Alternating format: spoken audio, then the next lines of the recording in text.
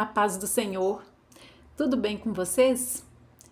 Eu gostaria de assistir junto com vocês este vídeo aqui, onde o pastor Lamartine Possela, ele faz uma grande análise de geopolítica mundial e escatologia.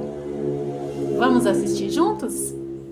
Boa noite a todos vocês que estão aqui hoje, nessa super live que nós vamos falar hoje sobre geopolítica, sobre acontecimentos extraordinários que estão acontecendo neste momento. Então sejam muito bem-vindos. Eu queria pedir que você que está chegando agora, que você pudesse comentar de onde você está falando, qual a sua expectativa da live. Nós vamos falar sobre os acontecimentos que marcaram, sobretudo o dia de ontem, lá no Fórum Econômico Mundial em Davos, na Suíça, porque lá nós tivemos coisas assim muito extraordinárias. Olha, o Herbert Shah mandou aí um chatzinho, obrigado, Deus te abençoe. Nós tivemos, primeiro, o discurso do Trump, que foi extraordinário, falando sobre como os Estados Unidos defendem o mundo inteiro e como a OTAN não faz nada para se defender, e falando muito sobre a questão da Groenlândia, mas nós não vamos entrar nessa questão hoje. O tema de hoje que nós vamos falar é um tema, na minha opinião, ainda muito mais importante, porque nós vamos falar do plano de reconstrução de Gaza, do genro do Trump, o Jared Kushner, que é um plano super ousado. Eu vou detalhar para vocês como é que esse plano vai acontecer, o que ele pretende, qual o período que eles pretendem levar esse plano a cabo. Vamos falar sobre o Acordo de Abraão e vamos falar daquilo que é mais importante de tudo, que é o novo Comitê da Paz que o Donald Trump criou, um órgão que já está aí contando com 20 países. Olha, Paula e o Manuel, abraço, meus queridos, lá da França. Esse Comitê da Paz, que vai ser uma coisa extraordinária, muito provavelmente vai fazer o papel da ONU. Alguns acreditam que a ONU vai perder a sua importância, a sua força, e no futuro até vai ser substituída. E este Comitê da Paz, então, começa, obviamente, com o objetivo de fazer a paz ali no Oriente Médio, mas muito provavelmente pode se expandir para o mundo inteiro. Então, isso é muito extraordinário, interessante. Quero pedir para todo mundo ficar aqui até o fim, porque no final eu vou abrir para perguntas para todos vocês, viu, que estão aqui. O Maxwell está dizendo que gostou, Então, sejam bem-vindos. No final eu vou abrir para perguntas, para que todo mundo tenha a oportunidade, de refletir e também de tirar dúvidas, mas vai ser muito, muito, muito, muito importante esta live. Então, seja bem-vindo. Nós já temos aí mais de 1000 pessoas. Se você puder mandar um WhatsApp chamando todo mundo no seu Instagram, chamando todo mundo aí no seu WhatsApp, onde você estiver, para avisar as pessoas, porque essa é uma live de grande importância para quem gosta de geopolítica e para quem quer entender o final dos tempos. A live vai ficar salva, sim. Espero que todos vocês depois possam compartilhar a live depois que ela estiver salva, Mas a gente já vai começar, porque nós não queremos perder tempo, tá? Olha aqui, a Centelha está dizendo que ama ouvir as minhas análises, lá de Balneário de Pissarras. O Rodrigo Camacho, de Londres, boa noite, Deus lhe abençoe sempre. Obrigado, gente. Vamos lá. Bom, Vocês todos estão sabendo, né, que o Fórum Econômico de Davos, que todo ano se reúne, esse ano está com assuntos bombásticos, porque pela primeira vez o Donald Trump peitou a OTAN e os países que tradicionalmente são aliados há muito tempo, né? Os americanos foram muito importantes para a vitória na Primeira Guerra Mundial, na Segunda Guerra Mundial, para a formação da ONU e também da OTAN, que é a Organização do Tratado do Atlântico Norte. Só que pela primeira vez nós vemos países da OTAN contra o Donald Trump, contra os Estados Unidos, né? Por conta da questão da Groenlândia, por conta da questão das taxas que ele está impondo, né? Porque o argumento dele é que ele banca todo mundo, defende o mundo inteiro e ninguém dá nada de contrapartida, então ele começou a cobrar taxas e agora, de forma muito mais contundente, ele está querendo a Groenlândia. Mas, além disto trazer, né, um abalo nesta aliança de tanto tempo, ele traz, por exemplo, o seu genro, Jared Kushner, casado com a sua filha, Ivanka, que é o articulador, né, do Tratado de Paz ali no Oriente Médio, né, chamado de Acordos de Abraão, Acordos de Abraão no plural, né, porque são vários acordos, e o objetivo é trazer a paz ali na região do Oriente Médio. Acontece que nós sabemos que, principalmente por conta dos Estados Unidos apoiando Israel, praticamente a guerra ali na faixa de Gaza acabou, né? Hoje ainda tem alguns resquícios, faltam ainda alguns líderes ali que estão espalhados pelo mundo, mas Gaza praticamente é um território arrasado, completamente destruído, e é muito provável que eles aceitem um acordo de cessar fogo completamente. Quem estava por detrás, tanto de Hezbollah no Líbano, quanto do Hamas ali na faixa de Gaza, quanto dos Houthis ali no Iêmen, era o Irã. E como todo mundo está sabendo, o Irã está enfrentando assim uma crise gravíssima e a possibilidade da queda do regime dos ayatolás é muito grande. Sobretudo porque hoje o filho do antigo Shah, né, o Reza Pahlavi, o filho dele, né, que hoje está exilado na Europa, está insuflando a todo o povo iraniano que está cansado, né, da opressão, da tirania, a se rebelarem.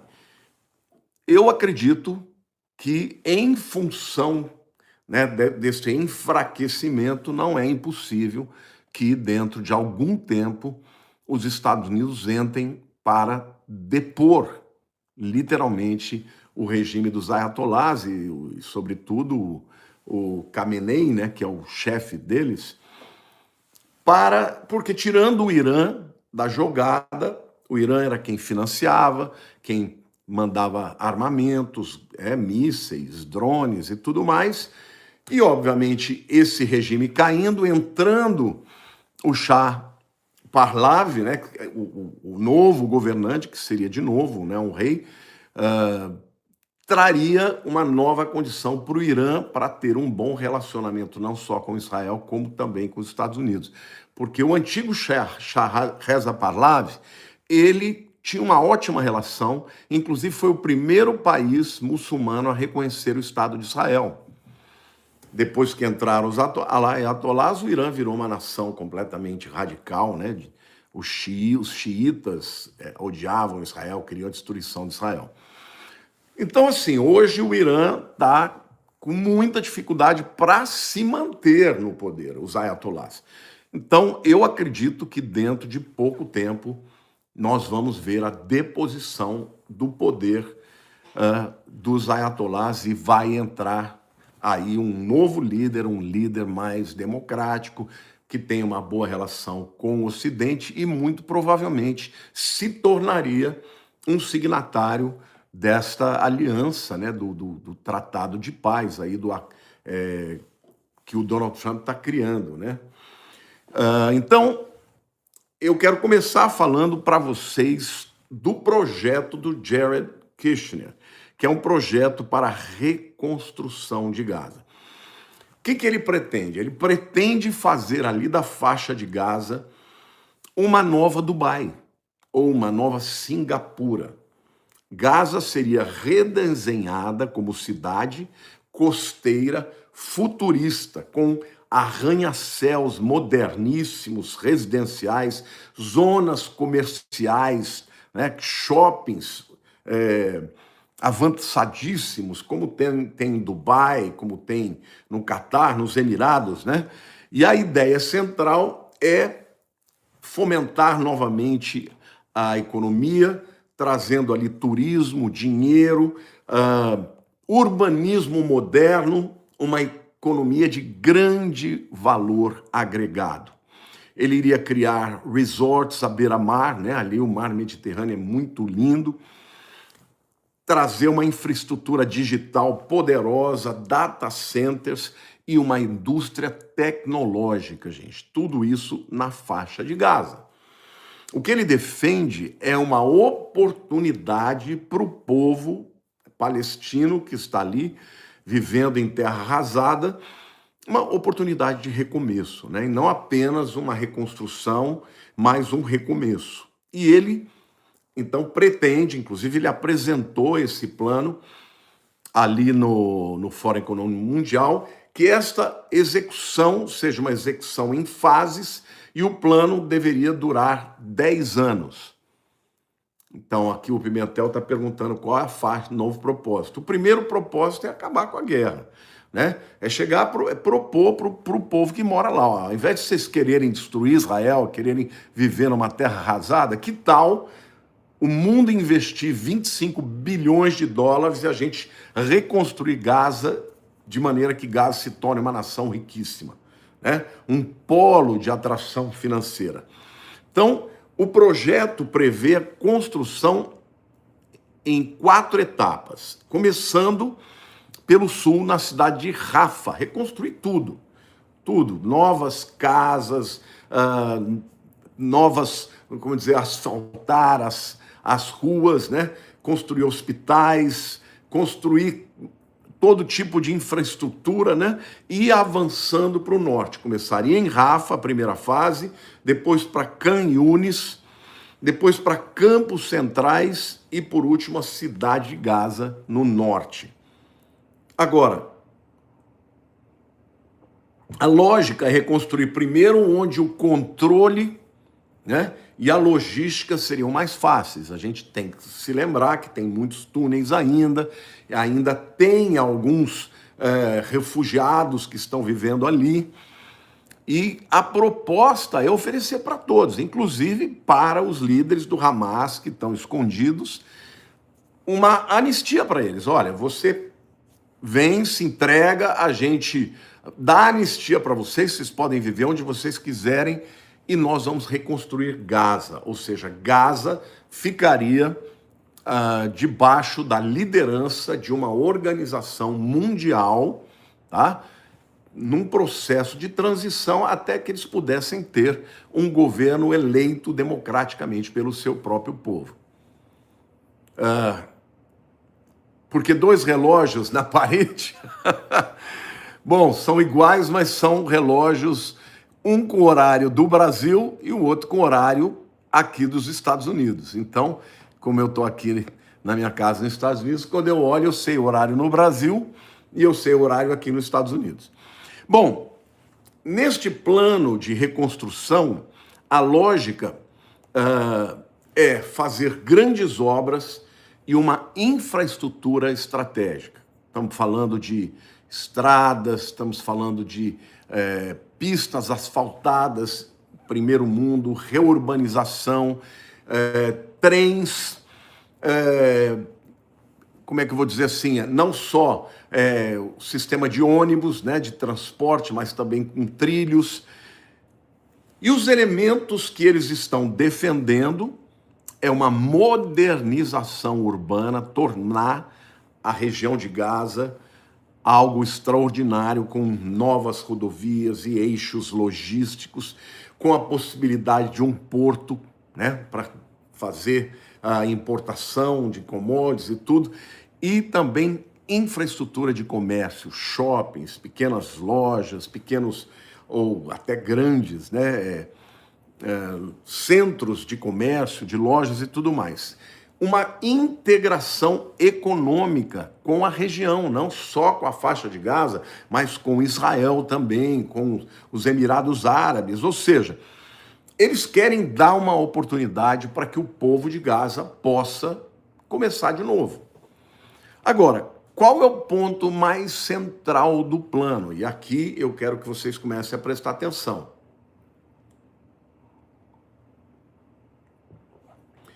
Eles dizem que não haverá investimento sem desarmar completamente o Hamas.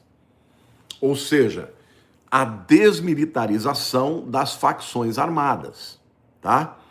Estamos falando de Hamas, mas estamos falando também de uma proposta de desmilitarização de Hezbollah, de Houthis, que fazem parte, né, destas nações que vão fazer parte desse acordo, para que haja segurança contínua e o controle da região para impedir o rearmamento. Ou seja, para que não venha mais armas de outros lugares. A gente sabe que hoje do Irã não vai vir. A Paula está perguntando, né, escrevendo em francês. Pastor Lamartine, não é o acordo de 7 anos? A gente vai falar sobre isso mais tarde, Paula. Nós vamos chegar lá, tá? Então, ou seja, a proposta dele, nesse momento, é para trazer apoio do maior número de nações, onde não só vai vencer, né, e destruir o Hamas e deixar Gaza como uma terra arrasada. Não, é dar a oportunidade para o povo desejar a paz e querer viver com paz. Porque eles vão receber dinheiro, vão receber oportunidades, vão receber casas novas e tudo mais. Agora, segundo ele, o financiamento viria da iniciativa privada do mundo inteiro. O plano é apresentado como assim, havendo um impulsionamento por capital privado internacional, obviamente com a liderança dos grandes empresários, dos bilionários americanos, né? Então, é a reconstrução como um projeto de investimento e não só de assistência humanitária. Ou seja, a pessoa vai investir o dinheiro lá, não é só para ajudar, né, os pobres, não, é para ter retorno financeiro também. Então, o plano dele é um plano ousado, né? Um plano extraordinário, de em 10 anos pegar uma região que está completamente destruída por conta de guerras, promover uma paz permanente e trazer riqueza para a região. E, obviamente, pessoas que estão ganhando dinheiro vão preferir viver em paz, ganhando dinheiro, do que guerreando, perdendo a vida e tendo que fugir de um lado para o outro e tudo mais. Agora, os críticos desta proposta dizem que ele não traz muita clareza em como é que ele vai fazer, da onde vem o dinheiro. O dinheiro vem a que custo? Quais serão, né, os modelos econômicos para esse projeto? Outra coisa, quem será ou quem serão os donos dos empreendimentos? Ou seja, vão construir um shopping? Tudo bem, mas e a terra? De quem que é? Como é que vai ser o modelo, né? Quem vai decidir sobre o território e as propriedades? Ou seja, com quem que vai ficar? As pessoas que estão lá com o seu puxadinho, com a sua casa destruída, pelo menos eles têm o território, têm a terra. Para quem vai esta terra? A terra que for desapropriada para construir infraestrutura, estrada, hospitais. Então, eles dizem, o plano é muito bonito, mas não tem muita clareza, né? Não explica o destino dos deslocados durante a reconstrução, não define os direitos de propriedade e de governança, ignora o fato de que de Gaza pode levar anos para remover os escombros e também fazer um processo que eles chamam de desminagem, porque tem muitas minas terrestres em Gaza, que o próprio Hamas plantou para que quando Israel entrasse, né, morresse, os soldados morressem. E eles ainda afirmam que dependem totalmente de um cenário de paz e de estabilidade que hoje não existe. Porque eles afirmam que, os que criticam, né, que na verdade aquela guerra é uma guerra de origem religiosa e que esse povo não quer saber de paz. Eles acham que matar e destruir Israel faz parte do chamado de Deus, né? Então, eles estão criticando muito, porém, a verdade é que a resistência está praticamente destruída, né? Em Gaza, o Hamas está praticamente destruído, não tem mais condição nenhuma de atacar. E eles precisariam de 4, 5 anos de uma paz para depois voltarem a atacar novamente, como eles já fizeram no passado, mas contando com a ajuda do Irã, que é quem sempre está por detrás, mandando dinheiro, enchendo os tubos, né, dos líderes do Hamas, que são tudo bilionários, vivendo no Catar, vivendo em outros lugares, né, vivendo na Rússia, e o povo passando necessidade. Só que agora o Irã está numa crise profunda. Então, do ponto de vista prático, está muito próximo desse acordo ser de fato levado a iniciar esse processo de reconstrução, se houver um apoio massivo de nações importantes. Depois eu vou dizer para vocês quem já está, né, como signatário deste, não só do Acordo de Abraão, mas sobretudo, né, desta nova ordem mundial que está sendo criada aí na proposta do Trump, né? Então, a ideia, tá, destes acordos, dos acordos de Abraão, vamos falar primeiro dos acordos de Abraão, a ideia é de aproximar Israel dos países árabes, tá? Aproximar de Gaza, aproximar dos Emirados Árabes, aproximar da Arábia Saudita, isolando cada vez mais o Irã, fortalecendo alianças regionais, isolando os grupos terroristas que ainda permanecem, como os Houthis, por exemplo, ali no Iêmen. A estratégia seria a mesma, né? A paz pelo investimento. O Uberchá tá mandando mais um stickzinho aqui. Muito obrigado, dizendo que gostou. Deus te abençoe. Agora, os acordos de Abraão, gente, esse nome Acordos de Abraão, ele é dado porque a ideia é propor acordo entre judeus, muçulmanos e cristãos, porque todos são filhos de Abraão, de alguma maneira, não é isso? Os árabes são filhos de Abraão por Ismael, né, o primeiro filho de Abraão. Os judeus por conta de Isaac, o filho da promessa. E os cristãos porque nós nos consideramos Abraão como o pai da fé, né? Não filhos de sangue, porém nosso pai na fé. Então, o plano de Gaza, ele precisa que o acordo de Abraão, os acordos de Abraão funcionem. Na verdade, o acordo de Abraão vai dar a estabilidade que é necessária e, por outro lado, o investimento financeiro e transformar uma terra arrasada num paraíso vai dar a motivação para que o povo deseje viver em paz. Então, investimentos internacionais, tal, e tornar Gaza viável, inclusive fazendo estradas, rodovias, ferrovias entre Israel, né? Hoje existe uma barreira ali que deveria ser quebrada. Para quê? Para que os povos pudessem andar nas duas direções. Como, por exemplo, hoje, você já tem voos de Tel Aviv, por exemplo, para Dubai. Antigamente não tinha, mas depois aí dos acordos de Abraão, hoje já é possível. Já pensou se for possível fazer isso entre Israel e Gaza? É como se Gaza pudesse ser reencaixada no Oriente Médio como um novo polo econômico. Bom, agora, o Acordo de Abraão reconfigurou o Oriente Médio sem depender da autoridade palestina. Quem são os países que já assinaram?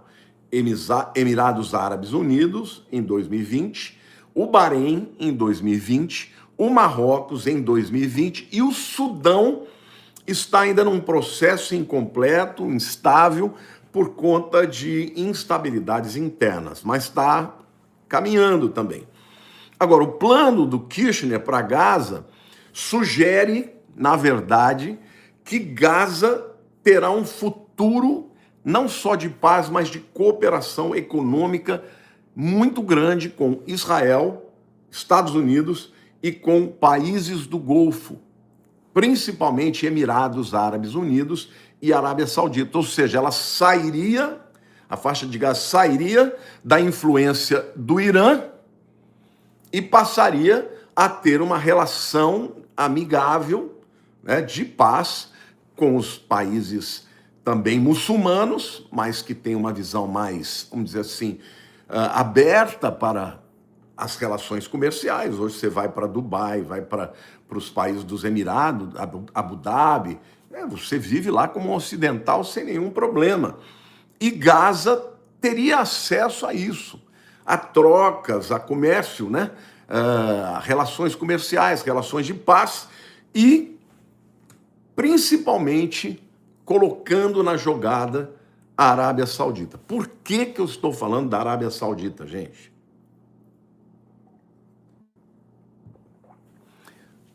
Porque a Arábia Saudita é a sede do islamismo.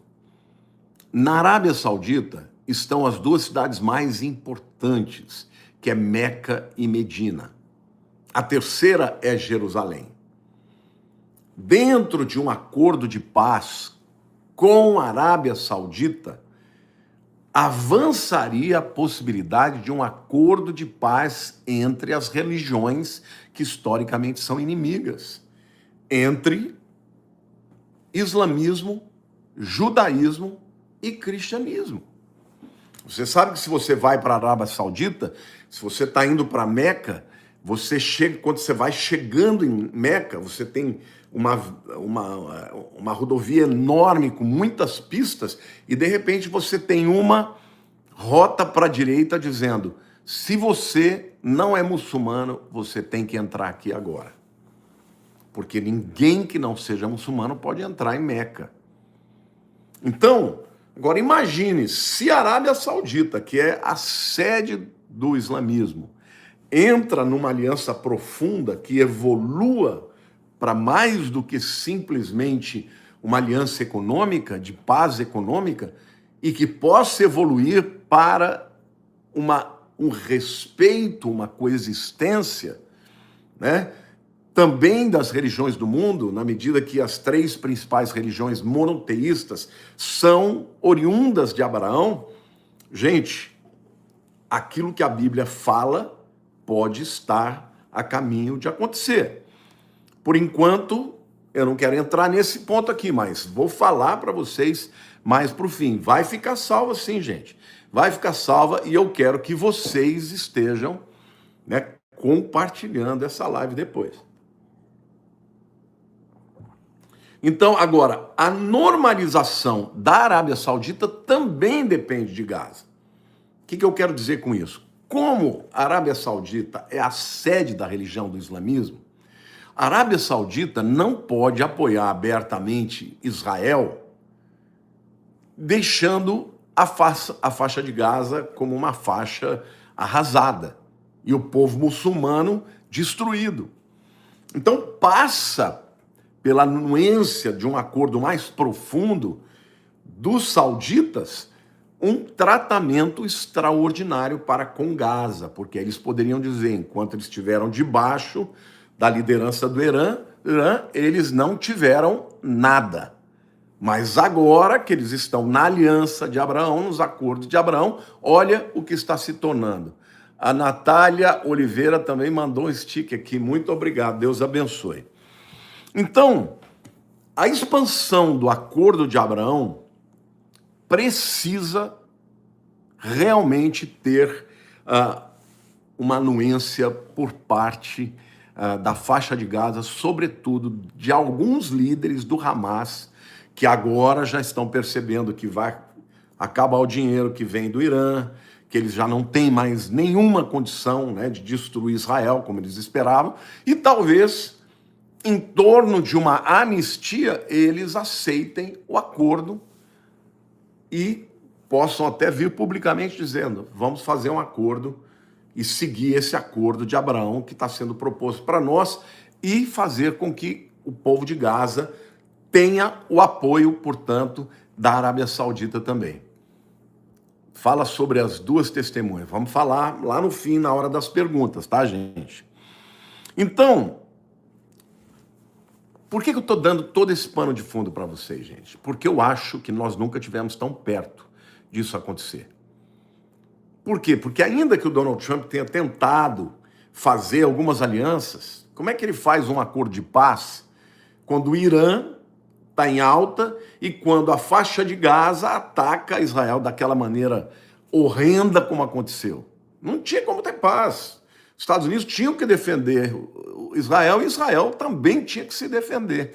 Então, 7 de outubro de 2023, num primeiro momento, pode ter sido um elemento para atrasar esse acordo e essa paz. Mas, na minha opinião, isso acabou apressando. Por quê? Porque a resposta por parte de Israel e dos americanos foi muito dura. O Netanyahu disse que não ia parar enquanto não destruísse a liderança do Hamas, e nesse ínterim também os americanos acabaram eliminando as principais lideranças, né, tanto do Hamas quanto também do Irã, né?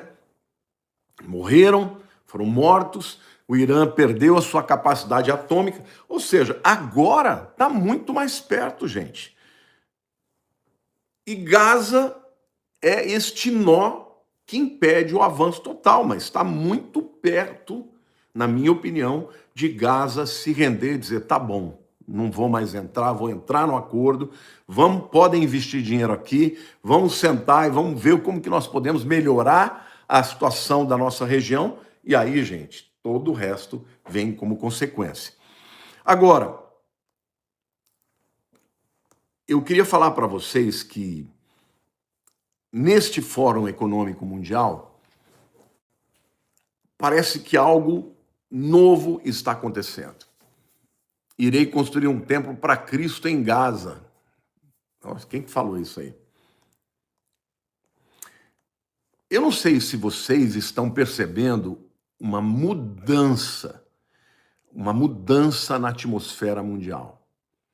Porque até pouco tempo estava tudo certo. A gente sabia que Rússia e China e Irã eram aliados, sabíamos que Estados Unidos era aliado da Europa e aliado de Israel. Só que agora está tudo meio abalado. O Trump, eu assisti o discurso dele inteiro, gente, ao vivo. Ele simplesmente humilhou o Macron, até brincou com o Macron. Falou: o Macron fica com esses seus óculosinhos bonitos e tal, mas pá, tá meio perdido, não sabe o que fazer. Aí brincou, ainda falou assim: fica vocês, a França, que eu gosto muito, você, Inglaterra, vocês ficam aí se preocupando com energia limpa, fazendo moinho de vento, falando da energia eólica, né? Isso daí tudo é para encher de dinheiro os cofres da China. Eles mesmos constroem essas pás, mas eles não têm nada dessa energia. O tempo inteiro eles estão usando gás, estão usando petróleo, ou seja, ele, assim, humilhou os líderes europeus da OTAN ali. E ainda falou: olha, os Estados Unidos é que salvaram a Europa na Primeira Guerra Mundial, na Segunda Guerra Mundial, e vocês não fazem nada por nós. Foi assim, foi uma humilhação, viu, gente? A Nathalie está dizendo: graças a Deus pela sua vida, porque esclarece esses assuntos. Mal posso esperar pela volta de Jesus. Amém. Eu também, eu espero muito, né? Olha, o pessoal está mandando, eu nem pedi, o pessoal está mandando aí os stickzinhos, né? Benediciones, pastores, estamos atentos a todos os acontecimentos do Uruguai. Olha que bênção. Ana Paula Sam, boa noite, pastor. Eu moro em Recife. Quando vem aqui? Se Deus quiser, em breve. Eu amo Recife. Mas, queridos, eu estou achando tão esquisito, mas tão esquisito a mudança. Parece que vai dar uma guinada na nova ordem mundial. Parece que o Trump está, de propósito, deixando de lado a ONU e a OTAN, que são instituições completamente voltadas para a esquerda. Essa ideologia woke, não é? Uma ideologia que abriu as portas para a invasão dos muçulmanos, uma ideologia que persegue, né, todos os conservadores, inclusive o cristianismo. E o Trump, eu acho que foi se enchendo dessa coisa, e ele criou e lançou, inclusive assinou lá no Fórum Econômico Mundial, o chamado Board of Peace, que é o chamado Comitê da Paz. Ele fez isso ontem, dia 22 de janeiro de 2026. Então, fiquem atentos, gente, porque parece que os ventos estão mudando. Esse Board of Peace, ele é uma evolução dos acordos de Abraão, porque os acordos de Abraão visam fazer somente paz entre as nações ali do Oriente Médio, que são as 3 nações oriundas de Abraão. Como eu falei, Israel, as nações árabes e os cristãos. Mas para esse Board of Peace, né, para este Comitê da Paz, ele mandou convite para todo mundo. Mandou para Putin, mandou para as nações europeias, né? Mandou até para o Papa. O Papa foi convidado. Mas 20 nações já confirmaram. Do Oriente Médio, Israel, Arábia Saudita, Emirados Árabes Unidos, Catar, Egito, Jordânia, Bahrein. Da Europa, Turquia e Hungria. Da Eurásia, Paquistão, Indonésia, Vietnã, Uzbequistão, Cazaquistão, Azerbaijão. Da África, Marrocos. E das Américas, Argentina e Paraguai. E, além disso, dos Balcãs, Kosovo. Então, esta lista de nações já concordou em participar, já aderiram. E, obviamente, isso trouxe, né, um grande peso, uma certa insatisfação ali dentro das nações da OTAN e da ONU. Começaram a falar, então, pera lá, o Donald Trump está querendo substituir a ONU? Alguns estão afirmando que ele quer substituir a ONU. Segundo a agência Reuters de notícia, o Trump negou que ele criou, né, esse Board of Peace, né, para destruir ou acabar com a ONU. Segundo ele, segundo a Reuters, oficialmente ele não é para acabar com a ONU. Mas a ideia é que a ONU vá perdendo relevância e importância e fique como uma, vamos dizer assim, uma rainha da Inglaterra. Por quê? Porque ele está dizendo, olha, já que a ONU não consegue fazer paz, no discurso de ontem, ele falou, eu, Donald Trump, sozinho, acabei com 8 guerras. E estou próximo de acabar também com a guerra de Ucrânia e Rússia. Ou seja, ele está deixando claro que a ONU está contra ele, que a OTAN está contra ele, principalmente na questão que ele quer comprar a Groenlândia. Eles estão até desafiando, mandaram, né, navios para lá, mandaram soldados para lá como se a OTAN pudesse resistir aos Estados Unidos. Gente, vamos parar com isso, né? Não pode. Se ele quiser, ele toma. Ele até avisou, não vou tomar. Mas eu quero, porque é importante para questões de segurança e tudo. Agora, gente, isso é algo extraordinário. A ONU foi criada no final da Segunda Guerra Mundial. Vocês estão entendendo? Nós estamos falando 1945 a 1926, estamos falando de 81 anos. E o camarada vai lá e abertamente fala com uma convicção de como os Estados Unidos estão avançando economicamente, como o governo dele é extraordinário, e que sem ele, a OTAN não existe. Isso é verdade, né? Pior que é verdade. Então, a criação, né, desse Board of Peace, né, desse Comitê da Paz, na prática, é para acabar com a ONU. Para vocês terem uma ideia, o logotipo desse Board of Peace, ele é um planeta, um mundo, e as folhinhas, né, de oliveira, exatamente como a ONU. Então, vários países e analistas políticos estão temendo que, num primeiro momento, seja simplesmente um rival da ONU, mas que depois se torne o substituto na prática. E a ONU acabe, todos os signatários da ONU, que são as nações europeias, essas nações todas que são esquerdistas, né, que com políticas esquerdistas destruíram. França está destruída, Bélgica está destruída, a Alemanha está abaladíssima, não é isso? Então, eles estão temendo. E o Trump, ele não é de prometer e não cumprir. Então, há um aspecto transacional, né? Estão convidando, mandando convites, e ele, inclusive, vai criar, tá, gente? Ele vai criar, olha aqui, o Brandino, a Andréia Brandino, minha querida, está sempre comigo. Shalom, pastor, obrigada por compartilhar com as suas ovelhinhas tanto conhecimento. Deus abençoe. Muito obrigado, Andréia, também pelo seu stick aí. Aliás, eu quero dizer para vocês aqui que segunda-feira eu tenho mais uma live poderosíssima, às 20 horas, no meu canal do YouTube aqui. Aqui embaixo vocês têm um link para vocês receberem, né, o acesso para essa live, tá bom? Então, gente, eu estou fazendo porque não dá para não falar. Está acontecendo tudo agora e a gente tem que falar daquilo que realmente é importante na geopolítica, né?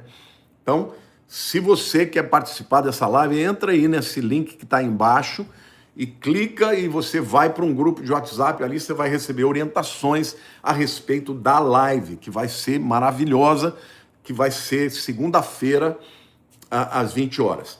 Bom, o Donald Trump está dizendo também que esse Comitê da Paz vai ter um conselho de segurança, um conselho permanente, assentos permanentes, que vão ser adquiridos com contribuição bilionária.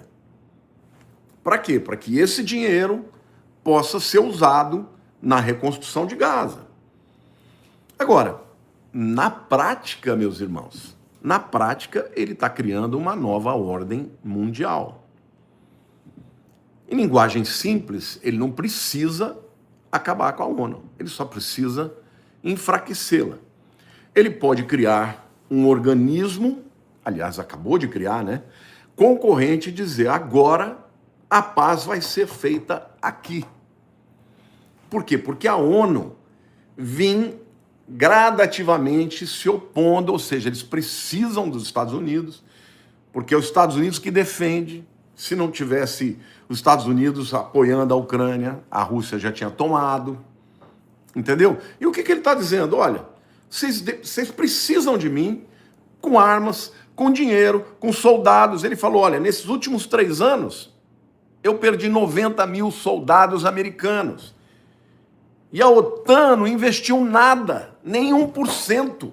Aliás, 1% de tanta pressão, né, do orçamento das nações para investir na guerra. Então ele tá cheio, né? Tá por aqui, tá dizendo, eu não vou mais ficar bancando vocês e vocês não me dando nada em contrapartida. Vou botar taxa, quem não concordar comigo eu vou botar taxa. E aí, obviamente, com esse jeito truculento, ele está conseguindo tudo que ele quer. Agora, a minha conclusão aqui, e aí eu vou abrir para perguntas, a minha questão aqui é,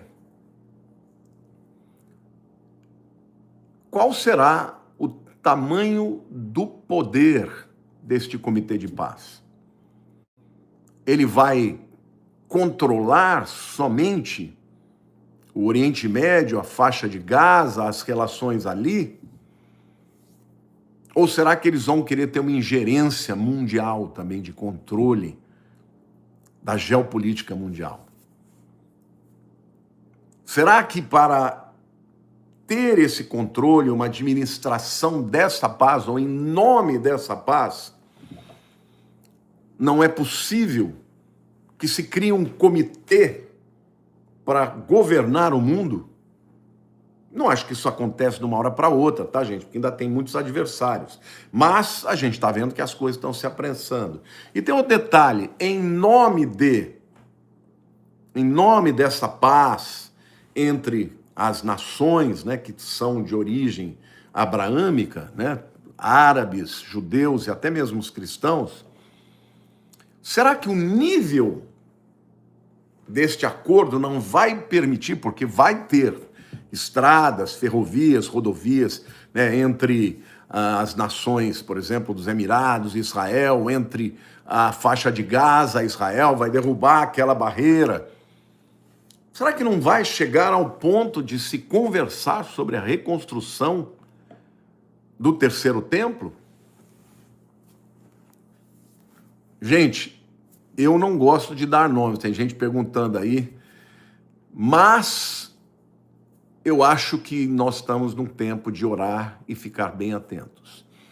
É muito importante a gente não afirmar coisas daquilo que são aparentes, mas sem ter convicção absoluta, porque o acordo que vai ser proposto, o acordo que Daniel 9 fala, é de uma paz por 7 anos. E vai ser uma paz que depois vai ser quebrada na metade, quando todas as oblações e os sacrifícios vão ser impedidos de serem oficiados. Ou seja, a paz vai permitir a construção do templo, mas na metade desses 7 anos o acordo vai ser quebrado. Por enquanto, nós não temos nada sobre isso, tá? Contudo, o que o Trump está fazendo, o Fábio Alves, será que ele vai manter no poder nas próximas eleições para encaminhar essa paz entre as nações para que os acordos sejam firmados? E como estão os americanos? Aí eles apoiam o Trump? Gente, eu não acredito que o Donald Trump vai quebrar aqui a Constituição americana. Ele não pode mais ser o presidente americano. Ele tem mais 2 anos. Mas eu acredito que ele vai fazer o seu sucessor com certeza. Porque o que ele está fazendo, o que ele fez aqui em 1 ano na economia, gente, é extraordinário. A gasolina despencou. Já tem lugares que a gasolina estava $5 o galão. Hoje já tem lugares de 1,99, 2,15. A inflação baixando, os juros baixando. Gente, o que ele fez em 1 ano é assim, a esquerda está gritando, está pulando, está reclamando, mas em números, americano dá muito valor para isso. Saiba disso, americano, o negócio dele, olha, está melhorando o meu bolso. Então, eu creio que ele vai ganhar a eleição agora no midterm, né, que é os deputados do meio do mandato, e eu creio que daqui 2 anos ele vai fazer o sucessor. Mas ele pode ser o líder desta coalizão, desta nova ONU, que não é uma nova ONU, mas ao mesmo tempo é uma nova ONU. Ele deixa de ser o presidente dos Estados Unidos, mas elege alguém que seja dele, ou seja, ele vai continuar tendo grande influência nas decisões da política americana e também nas decisões do mundo, porque hoje, gente, a ONU, todo mundo que entra lá como presidente da ONU é tudo de esquerda, é tudo gente que está querendo acabar com o mundo ocidental. A gente sabe que isso é verdade. O que a Europa fez consigo mesmo, abrindo as fronteiras para uma invasão, né, de refugiados muçulmanos, É irreversível. Existem alguns países que não tem volta. Não tem volta. Porque eles entram, os europeus têm menos de 2 filhos por casal, eles têm 6, 7 filhos, esses jovens vão crescendo, vão tomando, olha, para vocês terem uma ideia, na Inglaterra, por exemplo, a cidade de Londres, acho que faz 3 mandatos que os prefeitos são todos muçulmanos. Isso por quê? Porque deliberadamente a Europa abriu as portas para entrar invasão de muçulmanos.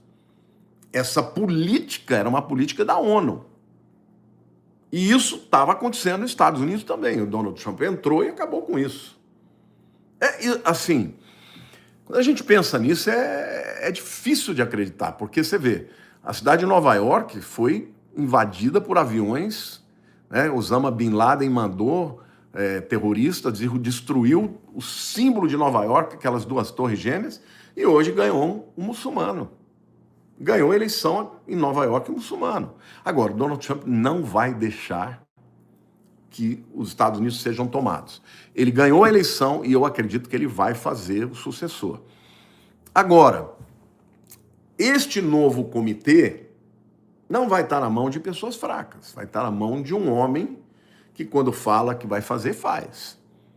Até onde isso vai? Então, nós precisamos orar para que o mundo de fato tenha uma paz verdadeira. Agora, eu quero até explicar isso, tá? Porque quando eu oro por paz, tem muita gente que fala, ai, pastor, você não falou que a paz vem do inimigo? Queridos, nós somos pacificadores. A Bíblia diz que nós somos, os pacificadores são chamados filhos de Deus. A gente tem que desejar a paz, mas a paz que vem de Deus. Agora, quando chegar a hora de ser a paz, a falsa paz, aí nós vamos saber, porque vocês sabem qual é o sinal que a gente vai ter. O sinal é que o acordo de paz vai ter 7 anos, e não é que só 7 anos, vai ser permitido construir o 3º templo em Jerusalém. Aquilo só vai acontecer se efetivamente for feito por quem tiver mais do que poder humano, tiver poder espiritual. E o próprio fato do Papa ter sido convidado é esquisito também, né? Então é isso, gente. Eu vou abrir agora para vocês